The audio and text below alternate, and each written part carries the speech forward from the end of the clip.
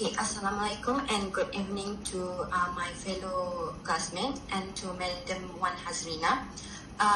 Before we start, our topic presentation today is adolescent mental health. Before we start, let me introduce myself. My name is Nur Aisyah Dania binti Abdul Mahadil and my partners is Nur Izatul Putri binti Ismi Herman. Next.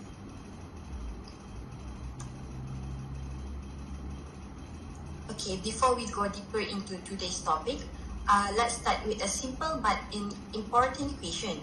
What is health? According to World Health Organization, health is not just the absence of illness, it is a complete state of physical, mental, and social well-being.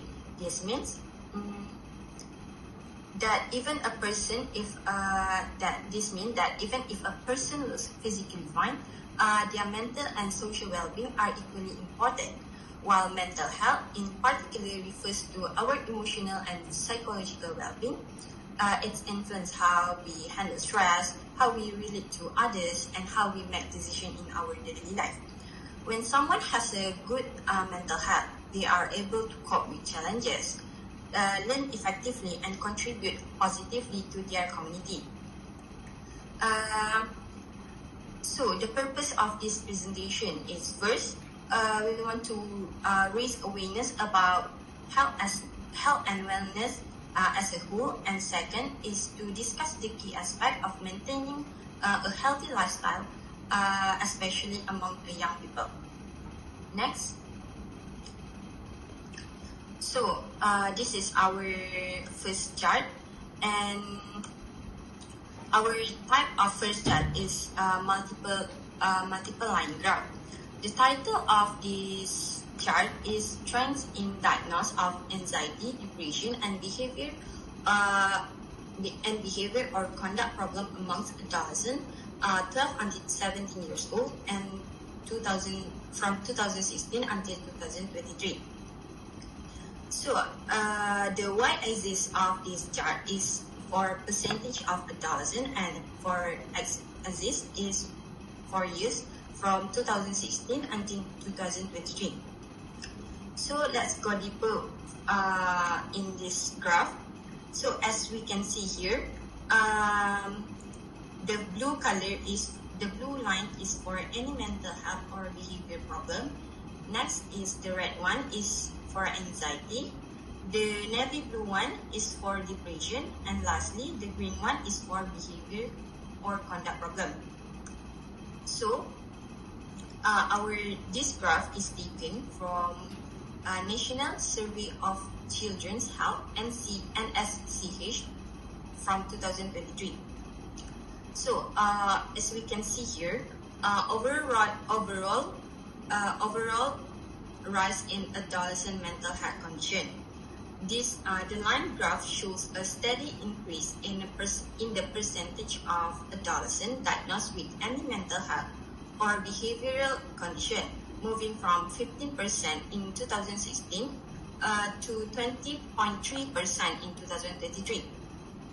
This indicates that more teenagers each year are being identified with mental health challenges. Next, we're moving on to the anxiety. Anxiety illustrates the sharpest and the most consistent growth. Anxiety rise from 10% to 16.1%, making it the fastest growing condition. This upward pattern suggests that stress, academic pressure, and social factors are significantly affecting adolescents. We're moving on to the depression. So as we can see here, depression also increased at a slower rate than anxiety.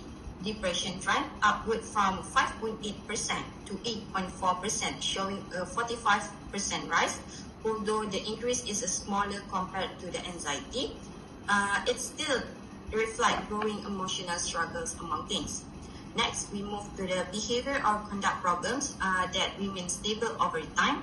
While anxiety and depression rise, behavior or conduct problems remain between 6 until 8% only, showing that external behavioral issues are not increasing at the same rate as internal emotional issues. So, what I found from this graph, from this graph is there is a noticeable jumps between 2020 until 2021. That's all from me. I will pass to the next presenter.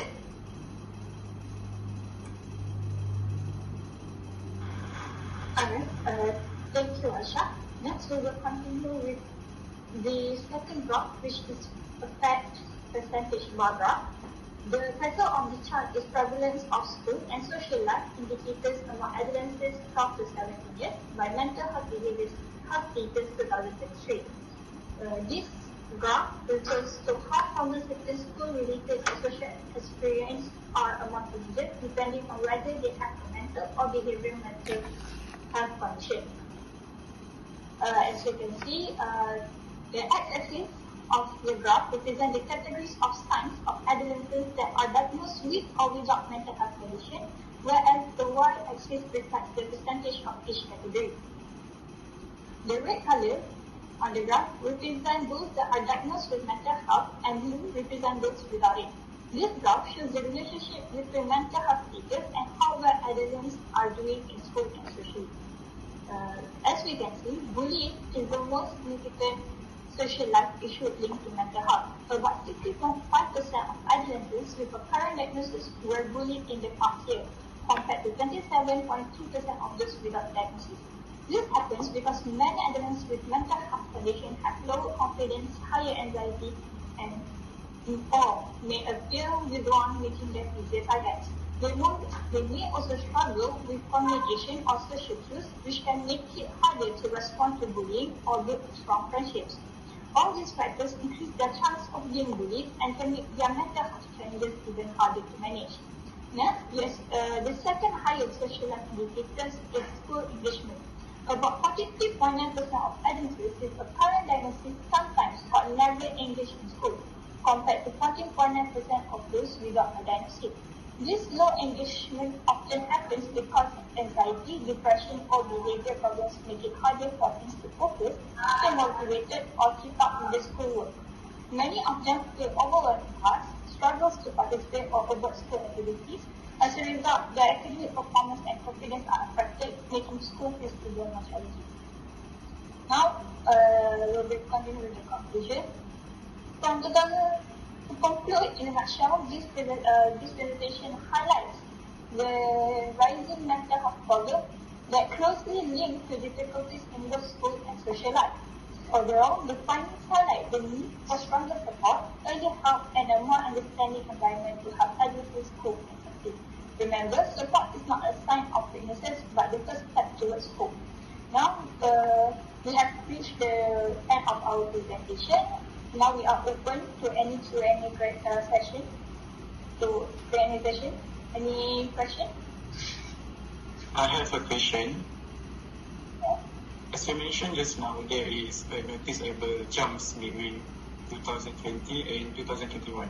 So my question is, why do you think anxiety increased sharply after 2020? To answer your question, from my opinion, the increase could be related to a major lifestyle changes during that period. For example, it can be increased because of social isolation, disrupted school routines, more screen time, and increased stress at home.